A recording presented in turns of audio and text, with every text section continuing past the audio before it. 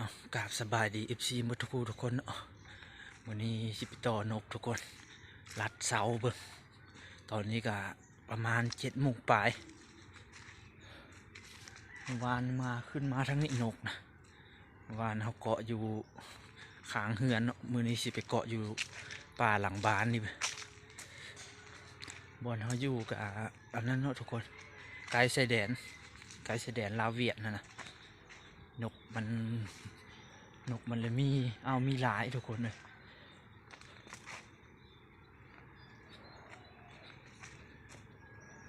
นกมันเลยมีหลายนะอยู่แถวนี้นะ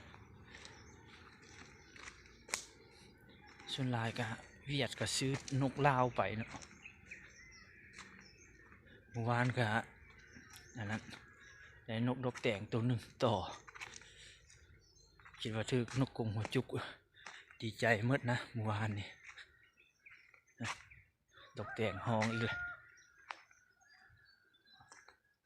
ทางนกมาทุกคนเมื่อวานก็มาแหละมาแถวนี้เต็มเลยเมื่อวานวันนี้ก็แดดออกเบิ่งมันชิมาอีกบ่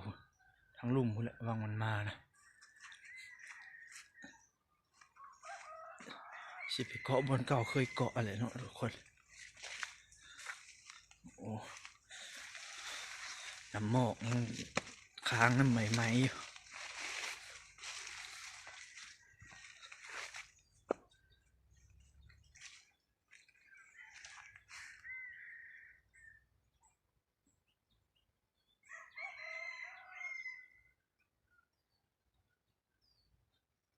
ทางเบิ่งเสียงนกอยู่พูนทุกคนชายแดนลาวเวียดอยู่วังพูพุ่นเนาะเลยพูเขาเอ็ดกันหังกันหันลมเนาะกังหันลมเว้าบรรยากาศเลยอยู่พูนแหละทุกคนเห็นหมอพูอยู่พูอยู่ไกลๆพูนแหละอยู่พูนแหละ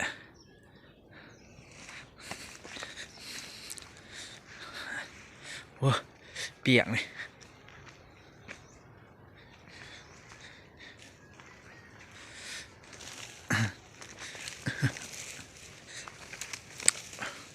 วันนี้ก็แดดออกเลยแดดออกนกตกเตียงได้คู่มันตัวหนึ่งแหละเมื่อวาน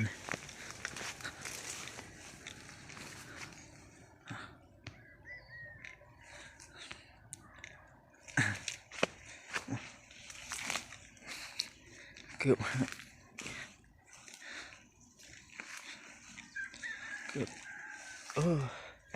เกือบรุดทุก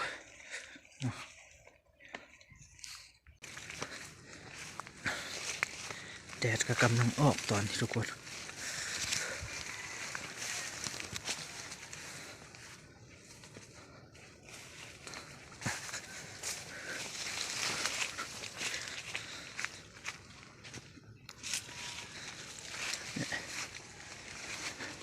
สิขึ้นเกาะงาของเก่านี่ทุกคนเกาะงาถึงนี่เนาะ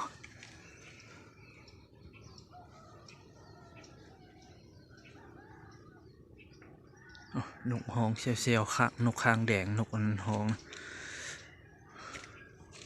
เอามาเกาะบนเก่าที่เคยต่อทุกคนเอาต่อบนนี้ก็ได้ประมาณต่อนกต่อเก่าเขาก็ได้หลายตัวอยู่ได้นกมันมาแล้วนี่เด้แล้วต้นไม้ใหญ่เนี่ยเบิ่งเป็นผู้เป็นผาอ้อมเมื่อนะแถวเขาอยู่นะขึ้นไปพุ่นกับชายแดนนะชายแดนลาวเวียดรถเวียดก็แล่นตามเนี่ยรถโดยสารเวียดก็ทางนี้ก็เป็นผู้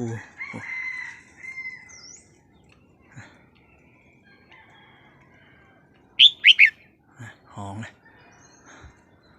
เลยทุกคน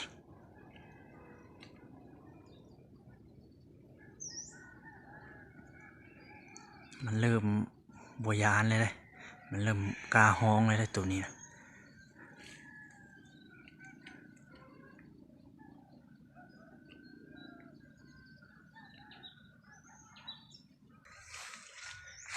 ตะกี้เขามาเกาะอยู่กกนี่ทุกคนตอนนกต่อเก่าเอาไม้แมนขึ้นกกนี่ถึกดีขึ้นยังห้องเลยทุกคน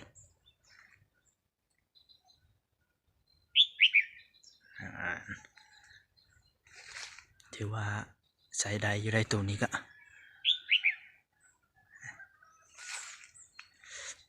วันนี้ก็7 โมงป่ายแล้วมาต่อรัดเสาประมาณ10 โมง 11 โมงส่วนหลายมันมานะนกนะมันมาทางตอนสวยนี้อาจจะมีลมแต่ตอนนี้บ่มีนิ่งอยู่อากาศนิ่งอยู่ตอนนี้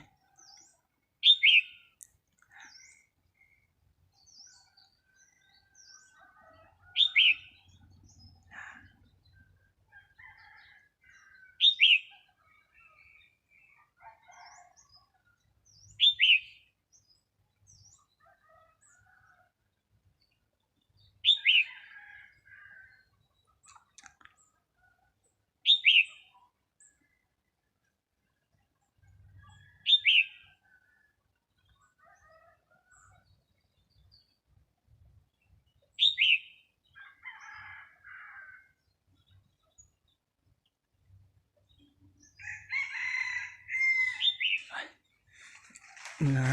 กินข้าวกินน้ำก่อนทุกคนสวยๆแล้วจึงสวยๆจึงมาเบิ่งน้ำกันแค่นกมาเขาจึงเพื่อประมาณ9 โมงมันก็ขึ้นมาเลยนกนะขึ้นมาแถวนะแทนกับทางเมื่อกับทางนี้มันทึบเมื่อบ่ได้ทุกคนเดี๋ยวบุออกทางเก่า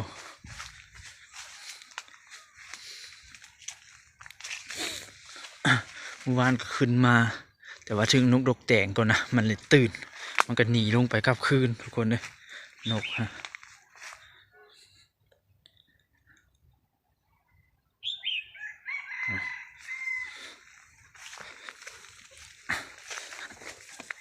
เอาฝึกมันแต่ละมือมันก็ห้องเก่งเลยได้เพราะว่าเอาเอ็ดเอาเกาะอยู่ป่าตลอดเลยให้มันลึงป่าลึงนั้นมันก็บริยานแบบนี้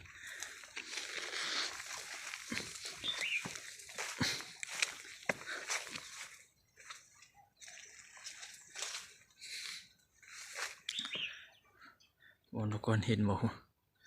วังเสดนลาเวียดมีกันหันลมเนาะอยู่คนมีแต่ผามีแต่ภูนะอ๋อมืดแถวหออยู่เลยทางนี้ก็ผาเนี่ยนกมันขึ้นมาแล้วนี่แหละทุกคนเอาไปเดี๋ยวจะมาเจอกันเนาะทุกคนตอนสวยไปทุกคนไปนะจามพะเนียดเบิ่งน้ำกันเนาะทุกคนกะต่อไว้แต่เช้าแต่7 โมงตอนนี้กะ11 โมงครึ่งเลยเนาะไปเบิ่งตอนนี้ก็ลมเริ่มพัดมาเลยได้สวยมากเลยมีลมพัดมาว่อยๆแล้วเบิ่งน้ำกันจังนกป่ามันสิขึ้นมาหมดเนาะเราก็บ่ได้สังเกตเบิ่งนะเสียงนกต่อเขาก็มิดอยู่มื้อเช้านี้อากาศยังดีๆอยู่เลยหมอกก็ลงนะลงบางๆเนาะแต่ว่าสวยมากเลยมีลมมา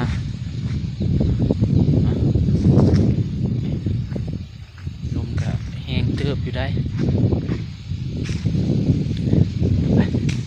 ลุ้นเบิ่งนกน้ำกันเนาะมันสิมานบ่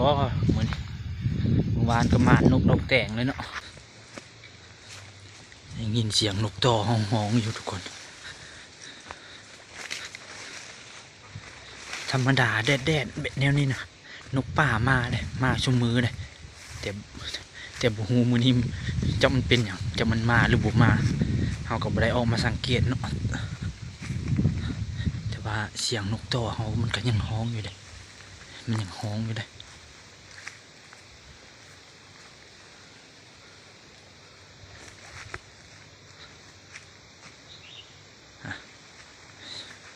ยังห้องอยู่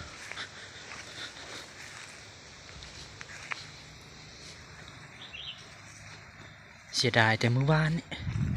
ถึกนกดกแต่งก่อนบุษันสิได้ละ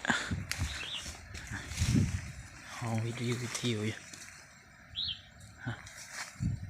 ห้อง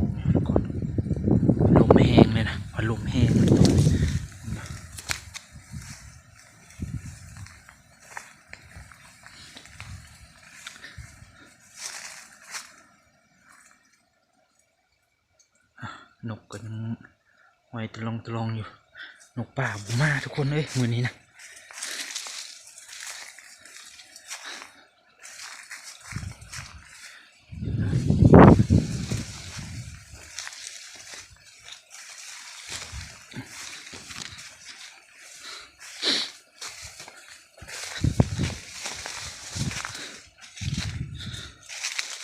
วันนี้นกป่าบุกขึ้นมาเนี่ยพันเนียนเขากะ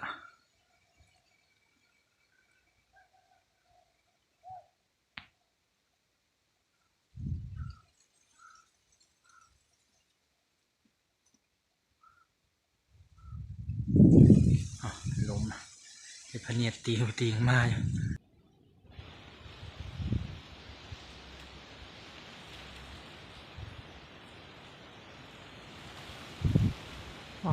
ลมแห้งขนาดทุกคนเลย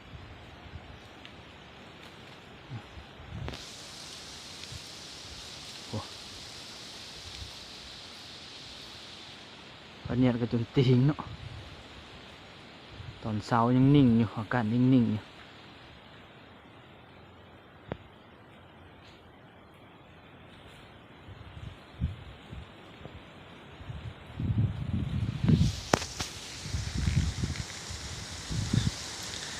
ยานมันยังอยู่เหือนนั้นพุ่นเนาะเหือนอายนั้นอยู่ทางพุ่นแหละทุกคนเราสั่งมาเทื่อละ100ปลายนกนะเทื่อละ100 200สั่งมาเราขายให้เวียดนะกับนกทั่วมีนกทั่วดำนกทั่วขาวนกทั่วหัวงอกเอานกลงก่อนทุกคนมันลมแห้งหมดเลยออกมาหอดทางเลยทุกคนนกป่ากะจักมันมาบุหูเหมือนนี่เขาก็ไปจอบเบิ้งเนาะเอาเมื่อก็เปลี่ยนน้ำให้มันก่อน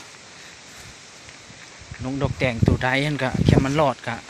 เอาสิเลี้ยงไว้นกต่อทุกคนเลยพอได้ต่อนกดอกแดงเนาะเพราะว่า